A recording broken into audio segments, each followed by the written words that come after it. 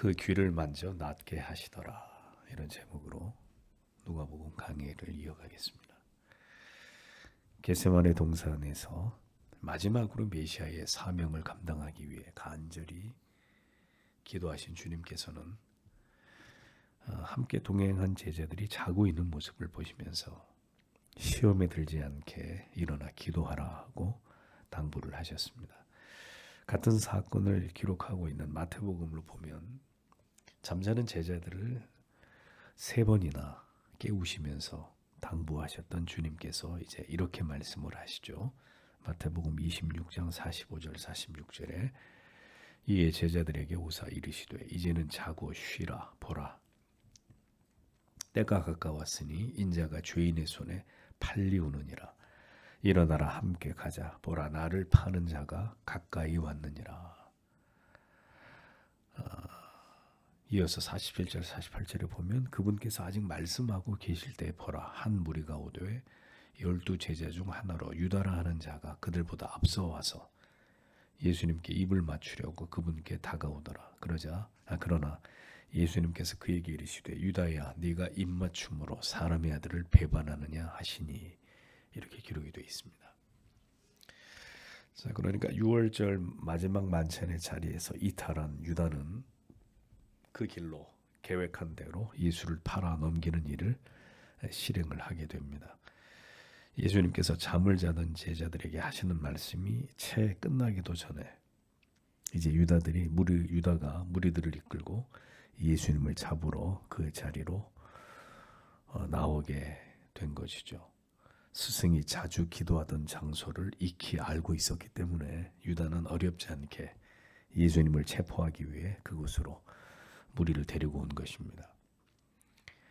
유다는 한 무리가 함께 이곳으로 왔다고 했는데 그 한 무리는 아마도 로마의 군사들과 사내들인이 보낸 성전을 지키는 경비병들이 아니었겠는가 이렇게 추측이 됩니다.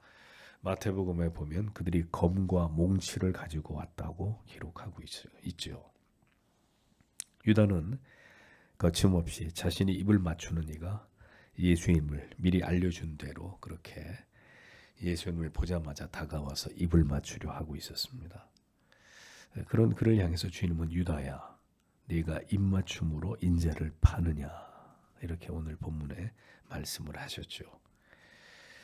세상에서 가장 악한 사탄의 입맞춤으로 유다는 예수를 팔아 넘겼습니다. 가장 친밀한 듯이 가장 가까운 듯이 다가와 입을 맞추는 것으로 메시아를 팔아 넘긴 유다를 보십시오. 자신이 행하는 일이 얼마나 무서운 죄가 되고 얼마나 두려운 일인지를 알았다면 절대로 그런 일을 하지 않았을 것입니다. 그러니 이것이 바로 악인들의 모습이라는 거예요. 우리는 감히 상상도 할 수 없는 일을 악인들은 저지르지 않습니까? 그들은 지금 자신이 하고 있는 일이 얼마나 무서운 일이고 돌이킬 수 없는 얼마나 두려운 끔찍한 결과를 가져오게 될지 그들은 그것을 전혀 생각할 수 있는 능력이 없습니다. 그 뒤를 생각할 수 있는 지혜가 없는 것이죠. 그리고 그 일을 그냥 저질러 버리고 맙니다. 주님은 유다의 이름을 부르시면서 안타까운 마음으로 말씀하셨습니다. 유다야, 네가 입맞춤으로 인재를 팔려고 하는 것이냐.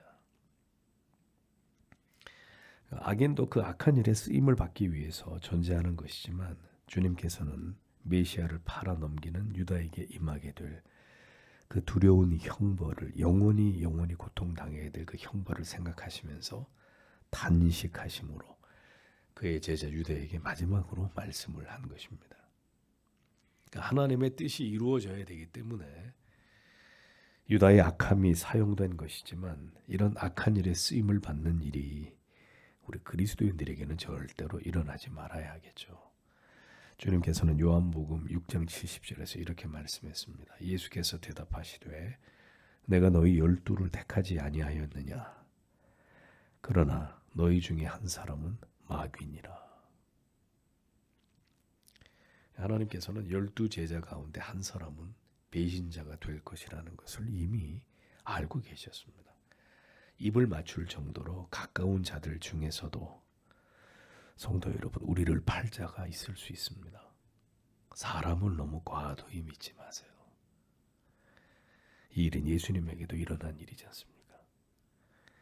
배신은 멀리 있는 자를 통해서만 일어나는 것이 아니라 늘 함께한 사람들 중에서 늘 같이 밥을 먹고 잠을 자고 동고동락한 자 가운데서도 일어날 수 있습니다.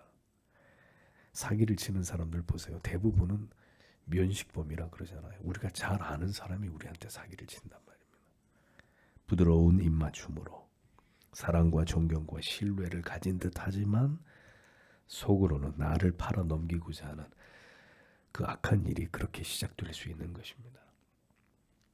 3년 동안이나 때가 오면 자기를 팔아넘길 것을 알고 계시면서도 그를 제자로 삼으시고 다른 제자들과 동일하게 유다도 가르치시고 모든 것을 그와 함께 하셨던 주님이셨습니다.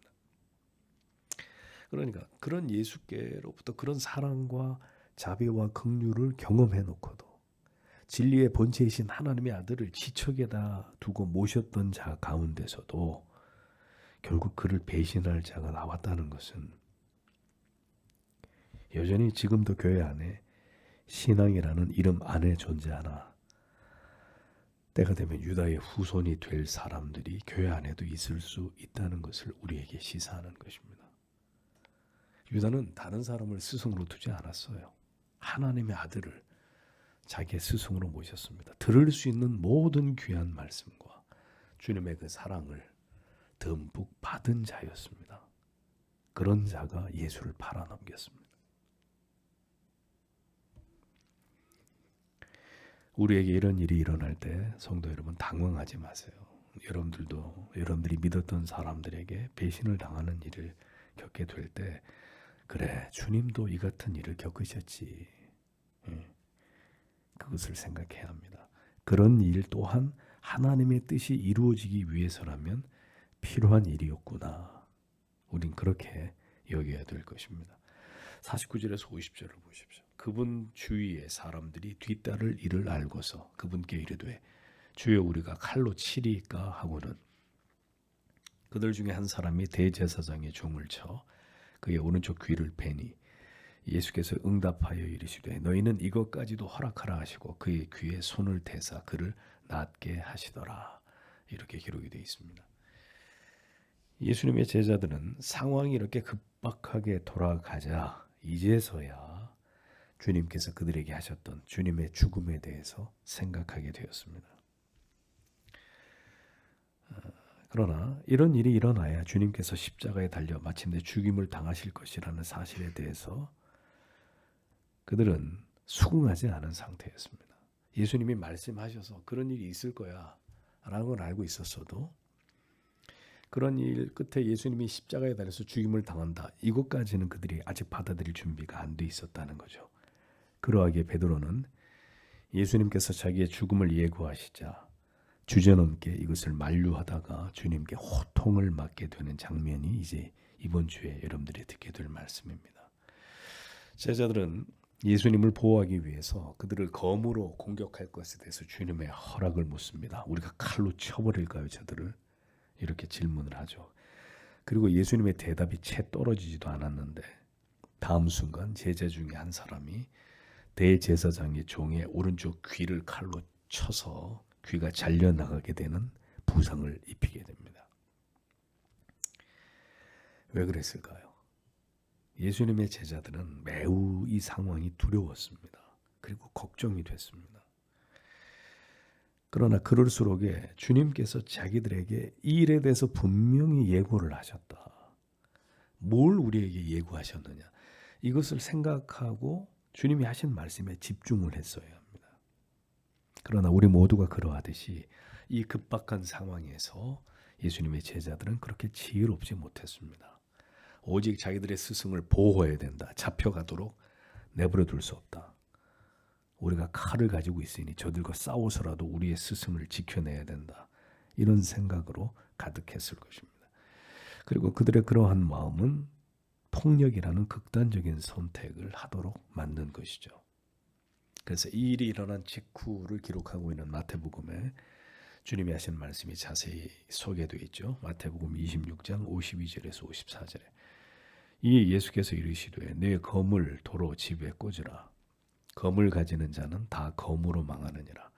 너는 내가 내 아버지께 구하여 지금 12영 더 되는 천사를 보내시게 할 수 없는 줄로 아느냐? 내가 만일 그렇게 하면 이런 일이 있으리라 한 성경이 어떻게 이루어지리요 하시더라. 이렇게 기록되어 있습니다. 그러니까 주님은 지금 이 상황에서 검이 필요한 것이 아니라는 것을 단호하게 말씀하신 것입니다. 주님이 지금 마음만 먹으면 수많은 천군 천사들을 즉시 소집해서 예수님 자신과 제자들을 보호할 수 있는 이런 분이시라는 것을 제자들에게 다시 한번 상기시키시면서, 그럼에도 불구하고 내가 지금 그렇게 하지 않는 이유는 오직 성경의 예언을, 하나님 아버지의 그 뜻을 내가 지금 이루기 위함이다 라고 그 짧은 순간에 제자들에게 이것을 말씀하셨습니다. 하나님의 뜻이 이루어지는 경로와 그 과정을, 그 때와 그 시기를 정확히 알고 계셨던 주님은 제자들과 달리 이런 험악한 일을 당하시면서도 당황하거나 흥분하지 않으셨습니다. 그러므로 성도 여러분, 오늘 우리에게 일어나는 일들도 마찬가지라는 겁니다. 내 개인에게, 내 가족들에게, 이 나라에 일어나는 일들, 이 시대 가운데 일어나는 모든 일들도 여러분 그런 관점으로 보셔야 된다는 거죠. 동일한 관점으로 보셔야 됩니다. 하나님의 뜻이라면 이 모든 일들이 일어날 수도 일어나지 않을 수도 있는 일입니다. 그러나 하나님의 뜻이기에 악한 일들도 일어나고 우리에게 때로는 힘들고 고통스럽고 슬픈 일도 일어나고 반대로 선한 일도 형통하고 정말 우리가 원하는 것이 이루어지는 기가 막힌 하나님의 은혜를 체험하는 이런 일도 일어나는 것이죠. 우리가 매우 힘겨운 일들이 우리에게 어느 날 시작되기도 하고, 그리고 그 지긋지긋했던 고통스러운 시간이 마침내 끝이 나게 되는 일도 일어나는 것입니다. 모든 것은 그렇게 하나님의 계획과 뜻대로 되어지게 되어 있다는 것이죠. 우리 모두에게 이 역사를 바라보는 주님의 관점이 필요하다라는 것을 여러분들에게 누차 말씀을 드립니다. 우리 눈앞에 벌어지는 일에 대해서 절대로 일희일비할 것이 아니라 이 모든 일들을 일어나게 하시는 하나님의 목적과 뜻을 더 깊이 생각해 볼 필요가 있다는 것입니다. 불필요한 폭력이고 희생임을 아셨기 때문에 주님은 그 상황에서도 귀가 떨어진 말고 그의 귀를 다시 붙여주시는 이적을 행하시지 않습니까? 자, 그러면 이런 상황에서 귀가 잘려서 피가 철철 나던 사람이 다시 귀가 제자리에, 마치 아무 일도 없었다는 듯이 다시 귀가 제자리에 붙는 이런 이적을 봤다면 말입니다. 그런 주님의 모습을 보고 뭔가 돌이켜야 되지 않나요? 악을 행하는 자들은 주님의 이러한 모습을 보고도 돌이키지 않습니다. 진리를 알고도 마음을 바꾸지 않고 태도를 수정하지 않는 것, 모든 악인들의 특징입니다. 이스라엘 백성들이 하나님을 배반할 때 출애굽에서 하나님이 그들을 위해서 베푸신 이적과 기적을 경험을 못했습니까? 그들은 다 봤어요. 하나님이 구름 기둥과 불 기둥으로 그들을 지키고 만나를 내려서 먹이시고 광야에서 물을 내시고 다 경험해 놓고도 하나님 배반하잖아요. 악인들의 특징은 아무리 그들 눈앞에 진실이 무엇인지를 밝혀줘도 마음을 바꾸지 않습니다. 그게 악인들의 특징, 모든 버려진 자들의 특징입니다. 잘려나가 떨어진 귀가 어떻게 다시 얼굴에 붙을 수 있습니까? 그런데 주님은 바로 이 일을 행하시는 분이십니다. 아무리 우리가 하나님께로부터 멀어지고 죄를 지어서 잘려나간 듯 그렇게 여겨져도 그리스도는 다시 우리를 하나님께 접붙이실 수 있는 우리의 구주가 되신다는 사실을 잊지 말아야 됩니다. 주님은 제자들에게 말씀하십니다. 이것까지 참으라. 이것까지 참으라. 참으라라는 의미는 그냥 내버려 두라, 허락하다라는 의미인데 문맥상으로 보면 너희가 이것까지 그냥 가만히 두어라. 더 이상의 폭력은 안 된다, 그런 뜻입니다. 가만히 있어라. 이것까지도 너희들이 그냥 가만히 내버려 둬라. 그들이 행하는 일에 대해서. 주님은 이렇게 선으로 악을 이길 것을 말씀하고 계시죠. 이 모든 일은 지금 우연히 일어난 일이 아니라 하나님의 계획대로 되고 있는 일이다. 그러니까 너희가 나서서 이 문제에 대해서 그렇게 할 상황이 아니다. 내버려 둬라. 가만히 있어라. 모든 악이 하나님의 뜻에 의해서 하나님의 계획에 따라 시행되나 그 악이 지배하는 상황에서조차도 그리스도인의 폭력은 정당한 게 아니다라고 주님이 말씀하는 거예요. 자, 이게 굉장히 중요한 부분입니다. 그리스도인은 세상의 불의와 불법에 대해서 저항할 수 있습니다. 그것은 하나님의 말씀이 우리에게 가르친 바가 아니고 우리의 종교의 자유를 침해받지 않기 위해서 우리는 세상의 악에 대해서, 세상의 악한 권력에 대해서 목소리를 높일 수 있습니다. 그러나 어떤 경우에도 폭력이 정당화될 수는 없는 것이다 하는 거죠. 검을 가진 자는 검으로 망한다고 주님은 분명히 말씀하셨습니다. 그러니까 부당한 폭력도 하나님의 섭리 속에서 일어나는 일이고 그것을 우리가 당하는 것이 하나님의 뜻이라면 수많은 그리스도인들이 박해를 당하고 순교를 당하는 자리를 피하지 않았듯이 우리 또한 그 일들을 믿음으로 결연히 감당해내는 것이 신앙의 자세라는 것입니다. 그럼에도 불구하고 교회 역사를 보면 로마 캐톨릭과 이 개신교 간의 피비린내 나는 종교 전쟁의 역사가 존재하는 것을 보여주잖아요. 유럽의 역사가요.